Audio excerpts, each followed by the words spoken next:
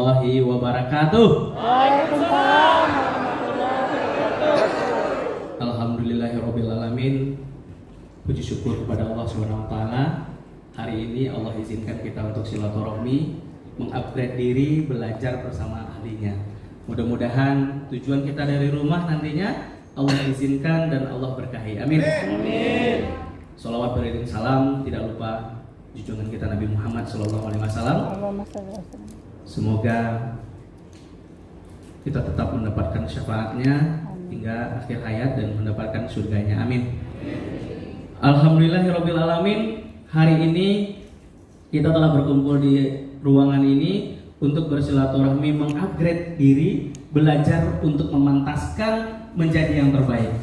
Insya Allah hari ini kita akan belajar bagaimana produk anak bangsa yang spektakuler. Bagaimana ini akan booming nantinya di 2020 ini, dan insya Allah Bapak Ibu lah orang-orang yang akan menjadi miliarder di bisnis ini. Amin. Alhamdulillahirabbil alamin. Acara ini terselenggara berkat support doa dari Bapak Ibu semua, sehingga acara ini bisa kita laksanakan secara langsung. Dan mudah-mudahan ini acara untuk kita, dari kita dan oleh kita. Jadi acara ini untuk kita bersama-sama. Dan semoga ini bisa kita mendapatkan keberkahan, mendapatkan ilmunya. Dan kami ucapkan juga terima kasih, selamat datang kepada Bapak Haji Mamunir, guru kita. Jauh-jauh dari Jawa hanya menyempatkan untuk memberikan informasi sedalam-dalamnya buat kita full dari pagi ini sampai sore. Alhamdulillah. Bersama Ibu Indri, Bapak Haji Mamunir, semoga sehat selalu dan mudah-mudahan ilmunya bisa kita serap dengan maksimal. Amin. Amin.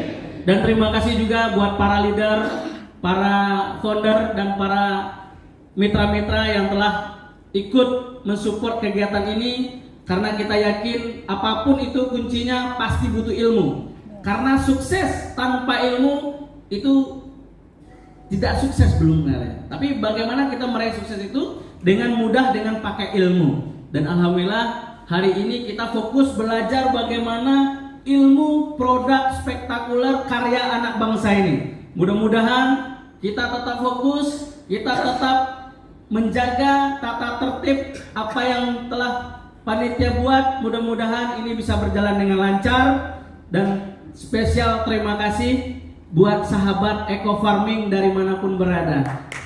Salam hormat dari kami. Ada yang dari Riau, boleh? Masya Allah, jauh-jauh luar biasa. Terima kasih Bapak Ibu dari Riau. Ada yang dari Sumatera Barat, terima kasih Sumatera Barat. Masya Allah. Yang dari Palembang, ada dari Palembang. Masya Allah, jauh-jauh. Seluruh Sumatera banyak yang hadir hari ini, karena memang ini adalah training pertama Eco Farming di Sumatera. Alhamdulillah, patut kita bersyukur, dan Bapak Ibu adalah orang-orang generasi pertama yang paham dengan Eco Farming nantinya. Insya Allah.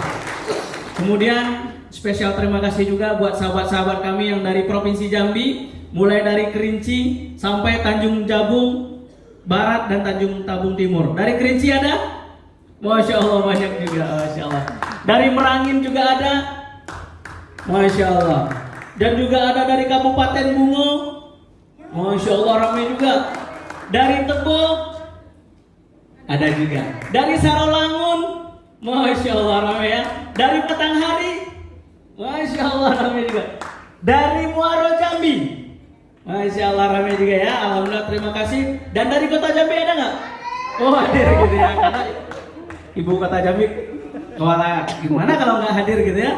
Nah, alhamdulillah, Bapak Ibu terima kasih sekali telah menyempatkan meluangkan waktunya untuk hadir bersama. Kita belajar bersama, ini adalah acara kita. Dari kita, untuk kita, dan oleh kita. Artinya kita sama-sama belajar, sama-sama mengupgrade diri.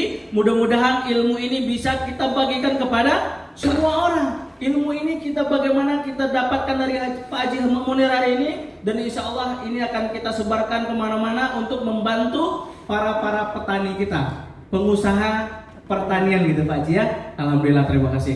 Mungkin itu saja kata sambutan dari saya. Kalau ada salah dan khilaf, kalau ada kurang dari pelayanan, mohon dimaafkan. Sekali lagi dan terima kasih buat partisipasinya buat kita semua. Itu saja, kalau ada kesalahan Mohon maaf. Assalamualaikum warahmatullahi wabarakatuh. Alhamdulillah wa syukurillah, kami sengaja datang ke Jambi ini. Insya Allah, izin Allah, kita memberikan sebuah solusi buat khususnya petani Indonesia. Dengan apa? Eco farming. Kenal eco farming? Saya sudah bertani organik. Jadi gak aneh bagi saya. Cuman satu hal yang membuat saya penasaran saat itu sehingga muncullah ini. Buku eco farming ini semata-mata hasil daripada tulisan saya, termasuk dari yel lahan subur petani makmur. Insya Allah saya yang memulai. Saya hanya bisa menerjemahkan dari kata-kata eco farming. Di situ ada dua komponen dasar. Bagaimana lahan kita menjadi subur dan tentunya tanaman menjadi sehat, petaninya akan sejahtera. Itu sebenarnya. Sehingga singkatnya lahan subur akan petani makmur. Sekalian saya mau tanya nih, yang hari ini hadir ada petani? Coba yang petani. Alhamdulillah, ini berarti masih ada ya anak-anak petani atau pengurus petani yang memang peduli dengan pertanian. Yang pengusaha tani yang mana? Oh, masih ada juga yang ya. Jadi begini Bapak sekalian. Jadi kalau petani biasanya identik dengan memiliki lahan. Tapi kalau pengusaha tani itu bisa juga memiliki lahan, plus juga dia memiliki objek bisnisnya. Karena bicara pengusaha tani tidak sekedar bicara pertanian semata, tapi bagaimana pemasarannya, hasilnya, terus sarana seperti apa. Yang pasti yang namanya pengusaha tani berorientasi bisnis. Saya yakin Bapak Ibu sekalian memasarkan eco farming sama aja Bapak Ibu sekalian sebagai pengusaha Pertanian. Karena bagian daripada proses Bapak mengenalkan ke petani dengan sesuatu yang sangat luar biasa, yaitu adalah eco farming. Jadi sepakat enggak nih? Sekarang yang di sini saya katakan pengusaha tani semuanya di sini. Karena Bapak Ibu sekalian pulang dari sini akan menawarkan suatu penawaran khusus buat para petani, di mana eco farming ini bisa menjawab masalah-masalah yang ada di sekitar kita, khususnya dunia pertanian. Seperti itu Bapak sekalian. Ini adalah sebuah support system, di mana kita juga bisa menggali potensi dalam pertanian ini menjadi sebuah solusi cerdas dan terampil, khususnya para petani maupun pengusaha tani yang tadinya tidak mampu atau tidak mau menjadi mau, yang tadinya tidak mampu menjadi mampu. Itulah yang dikatakan kemauan dan kemampuan akan menunjukkan sebuah keterampilan. Tidaklah mungkin keterampilan yang akan muncul kalau kemauan tidak ada, apalagi kemampuannya tidak ditunjang. Jadi wajib yang namanya kita pengen sukses harus belajar. Belajar itu paling tidak belajar dari orang yang punya pengalaman. Dan insya Allah dengan belajar dan terus belajar Bapak Ibu sekalian akan melahirkan sebuah pengalaman juga. Pengalaman menimbulkan jiwa kita akan semakin bijak Bapak sekalian. Menimbulkan kedewasaan berpikir, menumbuhkan kecerdasan yang sangat luar biasa. Saya yakin ini yang hadir di sini termasuk mitra-mitra yang cerdas. Kenapa? Karena Bapak Ibu sekalian mau belajar. Setuju bahwa orang sukses harus belajar? Setuju? Dan tentunya harus dimunculkan kemauan dulu. Kita mungkin latar belakang berbeda ya. Ada yang lulusan SD, ada yang lulusan SMP, ada yang SMA, bahkan yang S1, S2 sampai S3. Tapi kalau kemauannya tidak ada, tidaklah mungkin bisa itu sukses. Betul? Makanya kita gugah petani kita yang tadinya tidak mau menggunakan eco farming, bagaimana supaya bisa menggunakan eco farming. Ini pentingnya bagaimana kita closing dengan para petani. Pasti Bapak sekalian, untuk bisa meng-closing petani tidak mudah kan? Ada yang sudah pernah closing petani dengan waktu yang cepat tanpa harus Bapak Ibu lagi dia langsung closing? Ada? Butuh proses, Pak. Butuh proses, betul. Karena bahasa petani, kalau belum ada bukti, dia gak akan mau terima. Betul. Nah inilah rahasianya apa sih? Kan gitu betul Pak. Nah makanya support system ini semoga kita menjadi sebuah pembelajaran buat kita bagaimana kita meng-closing petani, dan tentunya tidak hanya sekedar pakai produknya Pak, tapi bagaimana kita sedikit-sedikit memahami masalah, problem dan sebagainya kita bisa atasi. Nih Bapak sekalian, orang beli mungkin saat itu selesai, betul? Tapi setelahnya, jangan sampai saya menemukan, mohon maaf, ada petani di Medan, ya, sampai telepon saya, dia tahu dari YouTube, Pak Haji, saya kan mau pesan lagi, gimana ya caranya? Saya begitu Pak, karena dia sudah coba dan sudah bagus, mau beli aja susah. Berarti seolah-olah ini mohon maaf, jadi yang menawarkan itu sebatas mau beli saja. Harusnya begini Pak, kita penawaran closing ya sekali tengoklah, sebulan sekali, telepon lah, Pak gimana kemarin, pupuknya bagus tidak Pak? Pasti senang sekali Pak. Ini salah satu metode purna jualnya bahasanya, ya pasca jualnya. Kita jangan sungkan kalau terlalu jauh jaraknya misalnya, ya cukup telepon lah. Makanya dalam konteks kita berbisnis di antara selain kita closing, kita mintain nomor HP. Kalau nggak punya nomor HP tanya tetangganya lah. Nanti biar nanti sambung nanti kalau ada apa-apa. Jadi layanan inilah yang dikasih support sistemnya. Karena jujur aja Bapak sekalian, ini sebagai motivasi ya. Kalau Bapak punya dua mitra, kebetulan petani kanan dan kiri bahasanya ya, paham ya? Nah, satu luasnya 100 hektar, yang satu 100 hektar. Mungkin setiap musim kita closing dapat umroh, betul nggak? Mungkin 3-4 musim langsung keluar mobilio, betul? 10 kali kemudian kita keluar Pajero, betul? Yang terakhir luxury pasti akan tembus. Tidak perlu banyak Pak, 2 orang tapi dia lahannya luas, itu sudah cukup untuk eco farming bisa tembus luxury. Kenapa? Petani itu kalau sudah cocok dia tidak akan pernah meninggalkan itu produk. Contoh hari ini di mana-mana di Indonesia, saya melanglang sampai ya Sumatera apa di Sulawesi, rame bagaimana petani ingin melepas dengan kimianya. Mereka tidak bisa beranjak dari kebutuhan yang sudah menjadi ikatan batinnya. Ini kesempatan emas buat Bapak Ibu sekalian sebagai mitra PT BES. Ruang inilah yang saatnya kita harus lakukan. Ingat, kita ini dalam bertani itu perlu sesuatu yang bagus, ramah lingkungan, dan tentunya memberi dampak pada penghasilan kita, terutama Bapak sekalian sebagai mitra.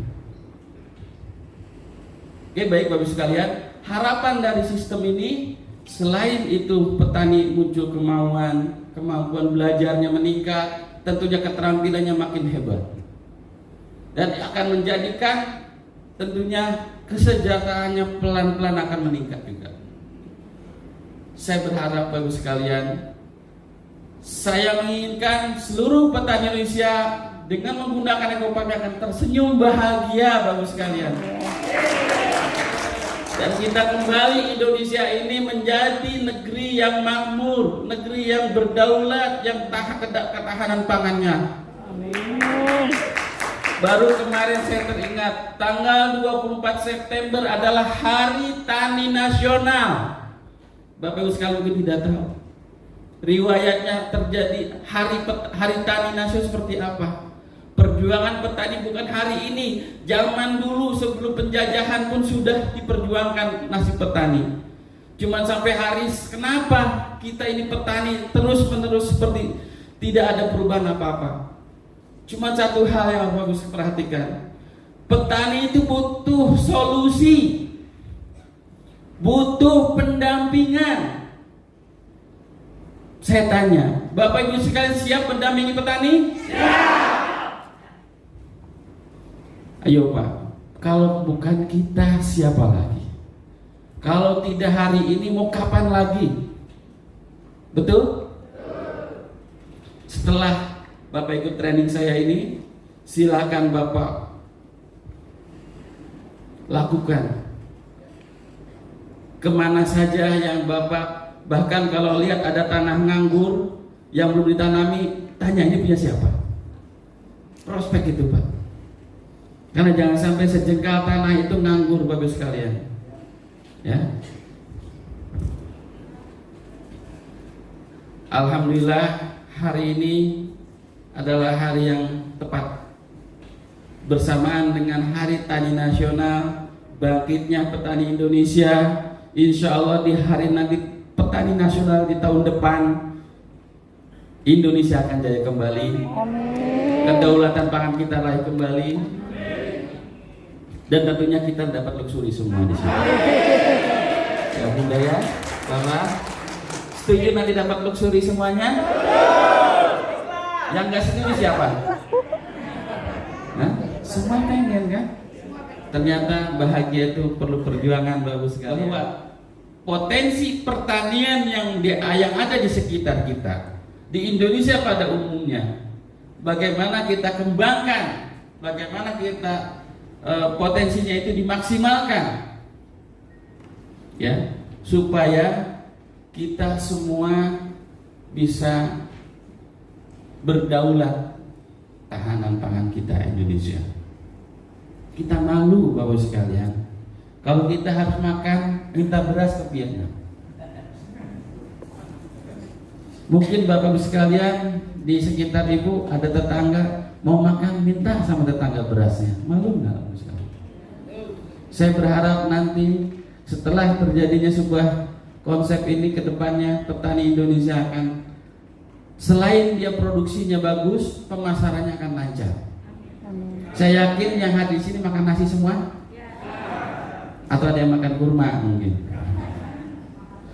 Artinya gini Bapak sekalian, potensi ini kita saling sinergi. Mungkin di sini ada petani punya lahan, dia mengembangkan tanaman padinya, menghasilkan beras, kita beli berasnya.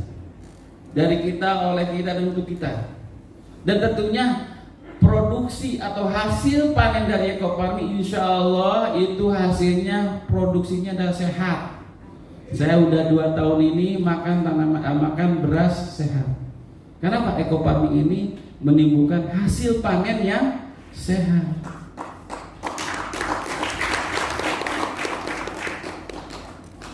Nah, misi dari semua pengembangan ini berharap sebuah kemitraan ataupun sebuah jaringan, ya, jaringan bisnis. Kita bisnis loh Pak, kita bisnis loh. Jadi jangan sampai sepelekan bisnis ini. Tentunya kita berharap bisnis itu berjalan mulus. Nah, di dalam pertanian sama Pak, kita perlu sarana dan prasarana, ya. Di antaranya sarana yang bisa membantu petani adalah pupuk kita, Jadikan jaringan bisnis Bapak ini petani, yang mungkin kedepannya Bapak bisa sekalian prospeknya petani aja. Satu orang punya lahan 1000 hektar, luar biasa. Tapi jangan salah, Bapak jangan terus berpikiran kalau gitu perusahaan aja kita prospek, ya kan? Berpikiran pasti ke sana. Kalau perusahaan beda, jadi tidak sama dengan petani besar. Kalau perusahaan tentunya ada administrasi, ada manajemennya. Kita tidak mudah karena bicara perusahaan itu ada efisiensi, biaya dan sebagainya. Training ini diantaranya kita melahirkan bagaimana kita cara memberikan closing kepada para petani melalui suluh tani. Oh iya, dari tadi suluh tani. Suluh tahu nggak artinya apa? Nanti ada penjelasannya Pak ya. Sabar dulu ya. Oke. Yang berikutnya kita juga membangun komunitas di antara kita. Ya. Bagaimana komunitas ini terjalin? Kemitraan usaha. Yang tadi saya katakan, Bapak punya mitra petani jagung misalnya. Bapak punya mitra petani sayuran. Nah, kira-kira kalau ada mitra, Pak, kalau beli sayuran di mana? Di Bapak itu. Petani saya. Kebetulan dia sudah menggunakan ekofarming, tentunya sayurannya sehat. Berasnya juga sehat. Begitu, Pak. Jadi kemitraan usaha ini tidak jauh-jauh dari kita, oleh kita, untuk kita. Yang berikutnya adalah kita membentuk tim pendamping Bapak Ibu sekalian. Di negeri kita ini berdasarkan Undang-Undang Nomor 16 Tahun 2006 bahwa di Indonesia itu terkait dengan pertanian diatur dalam Undang-Undang Nomor 16 Tahun 2006, di mana ada petani, pelaku utama perusahaan, dan juga termasuk penyuluh pertanian, baik pertanian pemerintah, ya namanya istilahnya PPL, ada juga penyuluh swasta, ya, ada penyuluh swadaya. Bedanya apa? Kalau penyuluh pemerintah, ya tadi PPL, ya, atau mungkin istilahnya apa? Nah, yang kedua adalah penyuluh swasta. Saya ini yang hadir di sini ini merupakan penyuluh swasta. Kenapa? Karena Bapak Ibu sekalian bergerak di dunia pertanian juga kan? Karena ada Eco Farming. PT BES ini sebagai perusahaannya, anggaplah ini swasta. Tapi PPL yang tadi ada gajinya, Pak. PPL yang negara ada gajinya. Sesuai ada PNS, ada non PNS kan begitu, Pak. Nah, kalau Bapak Ibu sekalian yang hadir di sini sebagai tim, namanya tim pendamping petani, namanya anggap aja PPL yang swasta atau ya PPL swasta. Beda, Pak. Di sini Bapak memiliki satu reward mulai dari umroh, mobilio, pajero dan luxury. PPL yang lain tidak. Betul? Makanya Bapak Ibu sekalian kalau tidak semangat rugi. Mau kapan datang itu pajero? Betul gak, Pak? Makanya setelah dari sini bergeraklah ke pelosok, ke petani, datangi mereka. Ya. Nanti cara-caranya saya kasih tahu. Ini masih masih panjang. Gitu ya. Nah, jadi intinya bagaimana menyemangati Bapak Ibu sekalian bahwa Bapak Ibu sebagai tim pendamping petani siap? Siap. Gitu, Pak ya. Mendampingi di sini tentunya kita harus punya bekal. Ya kan? Nah, bekalnya sekarang Bapak akan saya bimbing bagaimana pendekatan ke petani itu sendiri. Supaya apa? Supaya kita menjadi pendamping yang hebat, yang handal dan profesional. Menginginkan menumbuhkan sebuah solusi bertani yang cerdas. Apakah hari ini atau yang lalu petani kita itu tidak cerdas? Cerdas juga? Cerdas. Apa buktinya, Pak? Saya mau tanya. Kalau sebelumnya tidak cerdas, ada yang tahu jawabannya? Petani sudah berhasil mengolah lahan, Pak, cuman belum menemukan formulasi yang tepat. Iya. Oke, itu jawaban umum, Pak. Oke, benar, nggak salah. Saya bilang cerdasnya di sini, Pak. Sadar atau tidak sadar. Ya. Semua petani pasti, Pak, menginginkan produksi bagus, betul? Satu. Kedua, bahwa bertani itu kita butuh juga sebuah proses di mana kita pengen itu sebuah peningkatan, betul? Dari tahun ke tahun terus itu ternyata rasanya di mana, Pak? Di tanahnya, Pak. Ada gak petani yang peduli pada tanah di sekitarnya? Yang dia tanami, dia terus produksi terus. Mohon maaf, Pak, jawabannya tadi kurang lengkap. Karena yang dikatakan cerdas bagaimana kita mempertahankan kesuburan tanah. Dan jawabannya ada di Eco Farming. Ini yang dikatakan cerdas di situ. Kalau petani cerdas, dia akan bagaimana merawat tanah itu menjadi tetap bagus, tetap subur, betul kan? Satu itu nilai cerdasnya, bagaimana petani bisa mempertahankan kesuburannya. Satu jawaban yang tepat yaitu dengan Eco Farming. Karena Eco Farming ini paling utama dan yang pertama dan yang paling harus kita lakukan, bagaimana kita aplikasi ke coba Bapak lihat tabelnya, ada nggak semua? Pasti lahan, dan persentasenya hampir 50%, betul kan? Karena itu. Jadi yang maksud cerdas pertama, petani itu mampu dia memberikan kesuburan yang dipertahankan. Bapak lihat di hutan, di gunung yang dulu mungkin nenek moyang kita ya, sebelum mengenal pupuk nih, begitu hutan ditebang, ditanamilah, ya kan, dengan tanaman-tanaman. Bertahan berapa lama? Paling 3 kali, Pak. Kenapa? Tanah yang tadinya subur bisa miskin, karena diambil sari-sari bumi, energi bumi diambil jadi tanaman, terus jadi buah, dimanfaatkan. Setelah itu apa? Karena tidak ada mengenal pupuk, ya pindah lagi, betul nggak? Nah ini namanya maintenance. Jadi ini maintenance itu perawatan terhadap lahan itu supaya tetap subur, itu yang dimaksud cerdas itu. Ya, ini pemahaman baru. Supaya Bapak Ibu sekalian, saya yakin petani yang lain pun di Indonesia jarang, Pak. Bukan tidak ada sih yang petani cerdas, dia peduli pada lahan. Lahan itu bagaimana supaya tetap subur. Satu. Yang kedua, yang dimaksud cerdas, bahwa selama ini petani dalam memproduksi pertaniannya, dia meracuni diri sendiri dan meracuni semua rakyat Indonesia dengan apa? Pestisida. Apa itu di pembodohan? Maaf, saya katakan lebih ekstrim. Masa iya sekarang tanaman diracuni sama, maaf kalau kita petani diracuni. Memang tujuannya untuk hama, betul? Tapi otomatis tanaman kenanya. Makanya eco farming bisa menjawab semuanya di sini. Karena pupuknya sudah lengkap. Permasalahannya, ya ini seringkali nih. Tolong dosis perhatikan. Karena dosis ini menentukan. Prinsip eco farming, pupuk eco farming ini ya. Ketika kurang dosis, pengaruhnya lambat, Pak. Gitu. Kalau kebanyakan, pengaruhnya cepat, luxurinya, Pak.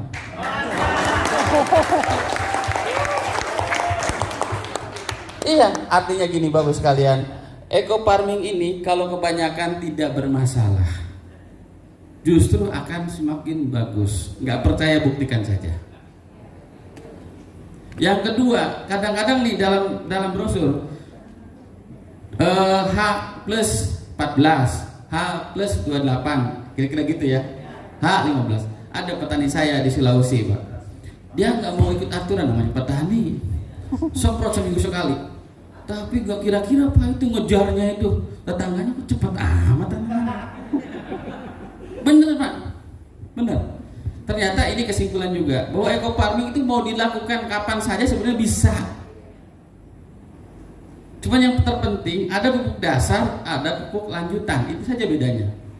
Ketika misalnya tanaman Bapak Ibu sekalian sudah ditanam, lanjut tanam ya, Pak, gini ini kan saya kan ada aturannya sebelum tanam ya katanya gitu kan. Ternyata silakan disusulkan aja. Jadi yang penting itu sasarannya ke tanah. Begitu Pak. Jadi aturan waktu, walaupun mohon maaf, saya bukan mengacaukan tabel, ya. Dia kan asbasnya kok bebas, gimana ceritanya gitu kan. Jadi bukan begitu maksudnya. Jadi inilah kelebihan kata Bapak siapa tadi? Iya. Nggak pakai ilmu aja udah bagus katanya. Apalagi pakai ilmunya. Ya kan, eco farming ini luar biasa Pak. Toleransinya tinggi sekali. Kelebihan tidak masalah. Ketika kecepatan misalnya bisa aja kalau petani saking semangatnya 3 hari sekali saya nyemprot. Bahkan tiap hari nyemprot. Apa boleh? Boleh, luxurnya cepat Pak. Gitu Pak. Ini kelebihan eco farming ya. Jadi kalau pupuk lain Pak, kalau terlalu sering itu masalah kadang-kadang. Kebanyakan juga jadi masalah. Insya Allah kalau eco farming aman, ya. Nah yang ketiga poin intinya bahwa dengan menggunakan eco farming ini, agroekosistem terutama air dan kandungan apapun yang ada di dalam ini termasuk iklim akan menjadi ramah lingkungan. Ramah lingkungan akan lebih sehat, ya. Makanya saya katakan dengan eco farming ini lahan subur pasti akan terwujud. Dan petani akan makmur, insya Allah akan terwujud juga. Plus dapat pajero nantinya. Petaninya maksudnya, Bapak dapat luxurinya kan gitu. Oke Bapak Ibu sekalian, yang berikutnya bahwa eco farming ini sebuah jawaban. Apalagi di saat ini kondisi pemerintah sedang membatasi yang namanya subsidi pupuk kimia. Kesempatan emas Bapak sekalian. Hari ini ke depan Bapak gak boleh berhenti ketemu petani, tawarkan ini semua. Tapi ingat, penawarannya harus cerdas. Jangan langsung pupuknya. Nah, kalaupun kita main negosiasi yang secara bijak. Saatnya petani diberikan sebuah solusi. Karena eco farming ini tuh kan 17 tahun Pak sejarahnya. Mungkin yang masih slide lama masih 8 tahun. Gitu kan. Dan harapannya ini akan menjadi sebuah agroekosistem yang ideal dan terus seimbang. Karena konsep dasar pupuk organik itu, Pak, bagaimanapun menyeimbangkan tanah akan tetap subur, yang pertama. Yang kedua, bagaimana menjadikan tanaman itu sehat, tidak menimbulkan residu dan tidak menimbulkan hasil yang berbahaya. Yang ketiga, bagaimana membuat sebuah tatanan agroekosistem yang seimbang nantinya. Bisa dibayangkan, Pak, kalau di satu lahan tidak dipupuk dengan tidak disemprot dengan kimia, musuh alami akan berdatangan, Pak. Apalagi ditanami dengan tadi apa? Refugia. Jadi sama aja kalau kita punya lahan di situ banyak agroekosistem yang sudah seimbang, Pak. Bapak bisa tidurnya. Keseimbangan alam ini akan tetap terpelihara insya Allah dengan eco farming. Yang berikutnya bahwa eco farming ini Bapak sekalian, alhamdulillah legalitas tadi sudah saya sampaikan, nomor pendaftaran, terus di situ ada tanggal, ada perusahaan. Nah kebetulan eco farming ini diproduksi oleh yang namanya PT Bandung Inovasi Organik dan dipasarkan resmi oleh PT Bandung Eko Solusi Sinergi Teknologi PTBS. Dan yang uniknya lagi ini, Pak, hasil dari lab Kementerian Pertanian, kita eco farming ini termasuk pupuk yang memiliki C organik tertinggi sampai saat ini. Bapak bisa cek lah dengan pupuk organik yang lain, silakan bandingkan. Rata-rata tuh di angka 29, kadang-kadang 15, 16, eco farming 51,06. Ingat, Pak, pupuk yang tidak memiliki izin edar ketika terjadi sesuatu yang kita tidak inginkan, anggaplah satu masalah di petani, kita kena denda minimal 600 juta, maksimal itu 3 miliar plus di penjara. Iya, mosdar gitu kan. Jadi tolong, jadi di sini Bapak Ibu sekalian, ya saya hanya sedikit saran aja. Gunakanlah pupuk organik eco farming yang sudah memiliki izin. Ketika Bapak Ibu sekalian dihadapkan kepada para petani yang notabene, mohon maaf, petani itu tidak mau lepas dengan kimia ya, itu Bapak bisa negosiasikan saja bahwa kalau menggunakan eco farming ini cukup 25% saja kimianya. Jadi kalau seandainya dalam 1 hektar menggunakan pupuk kimia misalnya 4 kintal, kalau sudah pakai eco farming berarti cukup 1 kintal saja atau 100 kg. Jadi bukan berarti 25% ini, kan ada pemahaman, Pak, kalau misalnya kimia 20%, eco farming 70%, bukan begitu. Eco farming full. Kalau berani, sudah aja nggak usah pakai pupuk kimia. Karena kami sudah melakukan sebelumnya dan sudah ada di buku jawabannya, bahwa dengan penggunaan pupuk kimia tambahan itu dan ini ya, dan yang menggunakan murni eco farming dan tambahannya bahan organik, alhamdulillah itu hasilnya tidak jauh berbeda. Artinya apa? Secara sisi hemat berarti eco farming tanpa pupuk kimia sudah bisa dilakukan. Cuman ingat, tata caranya harus tepat nantinya. Karena pupuk organik eco farming ini mesti ada bahan organik yang harus disediakan. Selain organiknya tinggi, juga di lahan juga harus disiapkan. Kalau kita mau murni menggunakan eco farming. Tapi di sini mohon maaf, kalau memang lebih akurat lagi, kalau kita mau menggunakan eco farming, cek dulu tanahnya, itu akan lebih enak lagi. pH-nya berapa, kesuburannya berapa. Ya, itu ada saya contohnya produk yang bisa kita menjadi satu ukuran, ya namanya dokter tanaman, Pak. Fungsi utama dari pupuk eco farming yang pertama adalah memperbaiki lahan. Lahan untuk apa sih diperbaiki? Nah, diperbaiki supaya sifat fisik dan sifat biologinya termasuk sifat kimianya akan menjadikan tanaman menjadi sehat, terus subur kembali sebagai media tumbuh bagi tanaman. Nah, inilah yang bedanya tanah dengan media tanam di sini. Jadi kalau tanah saja tidak subur, itu beda. Nah, kalau di sini farming kenapa dikatakan memperbaiki struktur? Karena mengandung bakteri, ya, bakteri positif yang akan memperbaiki dari struktur, tekstur, sifat kimia, sifat biologi dari tanah itu sendiri. Terbentang luas kekayaan alamnya, juga satwa dan seisinya. Mari kita jaga kelestariannya untuk kehidupan bersama.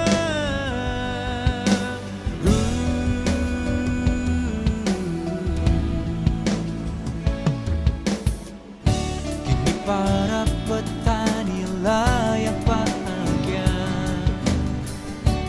nah hasil kebunnya melimpah, dan penghijauan di mana-mana. Sudah layaknya kita bersyukur saja. Satukan visi, kuatkan misi, demi kehidupan yang lebih hakiki. Satukan pikir, kuatkan rasa, demi kehidupan yang lebih berkah. Dengan Eko Farming alam kembali indah. Dengan Eko Farming Terima kasih sudah menonton video YouTube saya, Haji Makmur Channel. Jangan lupa like, comment, share, and subscribe ya. Dan aktifkan juga lonceng notifikasinya supaya tidak ketinggalan video selanjutnya, agar video ini terus berkembang dan bermanfaat. Salam petani cerdas, Eko Farming, lahan subur, petani makmur.